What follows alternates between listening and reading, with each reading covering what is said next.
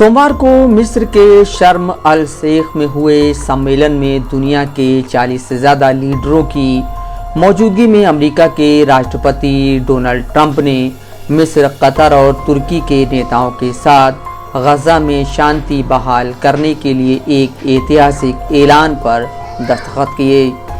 जियो politics और जियो economics के जानकार मोहम्मद सीमाब समन इसे लेकर अपनी फेसबुक पोस्ट में लिखते हैं, हम हमेशा कहते आए हैं कि Israel United states of America यानी यूएसए का 51वां स्टेट है। वह आज दुनिया ने देख भी लिया। जंगबंदी समझौते पर ट्रंप ने मिडिल ईस्ट के लीडरों के साथ दस्तखत किया। इसराइल की मौजूदगी ज़रूरी नहीं थी क्योंकि वह मिडिल ईस्ट में अमेरिका का प्रॉक्सी है। शर्म अल शेख में यूरोपियन देश के सभी अहम लीडरान के अलावा England, Canada, Pakistan, Armenia, Azerbaijan, Indonesia के लीडर भी मौजूद थे। नेतन्याहू शर्म अल शेख समिट में आना चाहते थे मगर तुर्की के एर्दोगान के अलावा कई दूसरे लीडर ने इस तकरीब को बायकॉट करने की धमकी दी, जिसकी वजह से नेतन्याहू को आने से मना कर दिया गया।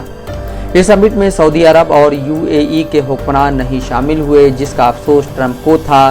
ट्रंप ने अपनी स्पीच में सऊदी प्रिंस मोहम्मद सलमान की तारीफ की मगर जब अबू धाबी के अमीर का नाम लिया और देखा वह मौजूद नहीं है तो ट्रंप चौंक गए।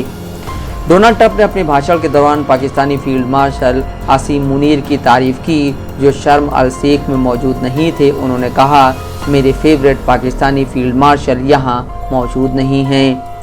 शर्म अल शेख में समझौते पर हस्ताक्षर के बाद ट्रंप ने कहा, एक नया और खूबसूरत दिन निकल रहा है और अब फिर से निर्माण शुरू होगा। उन्होंने इसराइल और हमास के बीच संघर्ष विराम कराने में भूमिका निभाने वाले क्षेत्रीय नेताओं की भी सराहना की। इससे पहले इसराइल की संसद क्नेसेट को संबोधित करते हुए ट्रंप ने कहा, एक लंबे और दर्दनाक सपने का आखिरकार अंत हुआ है। इसराइल की संसद में सोमवार को जब ट्रंप भाषण दे रहे थे तब इसराइल के 2 सांसदों ने अमेरिकी राष्ट्रपति डोनाल्ड ट्रंप का विरोध किया। हंगामे के कारण डोनाल्ड ट्रंप को कुछ देर के लिए अपना भाषण रोकना पड़ा। इसके बाद दोनों विपक्षी सांसदों को संसद से निकाल दिया गया। दोनों सांसदों के नाम जोफर कासिफ और अयमान औदे है। अयमान औदे ने ट्रंप के सामने नारेबाजी की और एक कागज़ भी दिखाया जिस पर लिखा था, फिलिस्तीन को मान्यता दो। इसके बाद औदे पीछे बैठे कासिफ के पास चले गए। बाद में दोनों को इस्राएली संसद क्नेसेट से बाहर निकाल दिया गया। दोनों को बाहर निकालने के बाद संसद के स्पीकर आमिर ओहाना ने ट्रंप से माफ़ी मांगी, जिसके बाद ट्रंप ने मजाकिया अंदाज में कहा, यह बहुत ही सफलतापूर्वक और जल्दी किया गया। दोनों सांसद विपक्षी गुट हदाश पार्टी से ताल्लुक़ रखते हैं, जिसने कब्जे वाले फिलिस्तीनी क्षेत्रों पर प्रधानमंत्री बिन्यामिन नेतन्याहू की नीतियों की कड़ी आलोचना की है। हदाश इसराइल में कम्युनिस्ट पार्टी ऑफ इसराइल और अन्य वामपंथी समूहों की ओर से गठित एक वामपंथी सियासी गठबंधन है। 50 साल के अयमान औदे हदाश के प्रमुख हैं और एक प्रमुख इस्राएली अरब नेता हैं, जिन्हें इस्राएली संसद में अरब समुदाय की आवाज़ के रूप में देखा जा सकता है। वे फिलिस्तीनियों के लिए एक स्वतंत्र देश की स्थापना का समर्थन करते हैं। 60 साल के ओफर कासिफ एक इस्राएली कम्युनिस्ट और अरब यहूदी नेता हैं। कासिफ सामाजिक न्याय, समानता और फिलिस्तीन के अधिकारों के लिए सक्रिय रूप से काम करते हैं।